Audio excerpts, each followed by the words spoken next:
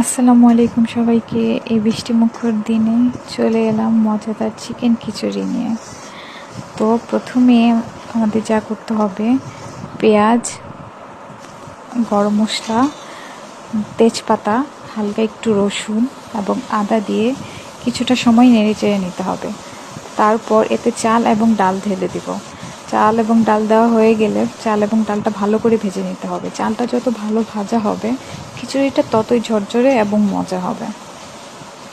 এই পর্যায়ে দিয়ে দিব পরিমাণ মতো পানি, এর সাথে পরিমাণ মতো লবণ এবং হালকা হলুদ দিয়ে নিব। এছাড়া আমি আগে থেকে মাংস ভেজে রেখেছিলাম, সেই মাংস দিয়ে দিয়েছি এবং পরিমাণ মতো কাঁচামরিচ দিয়ে দিয়েছি। যে যেমন কাঁচামরিচ খান তেমন দিবেন। আমি আবার দুটো আলুও দিয়েছি, কারণ আলু। এই যে রেডি হয়ে গেল আমাদের সুস্বাদু চিকেন খিচুড়ি। ধন্যবাদ সবাইকে আমার সাথে থাকার জন্য। আরও মজাদার রেসিপি পেতে কমেন্টস করুন।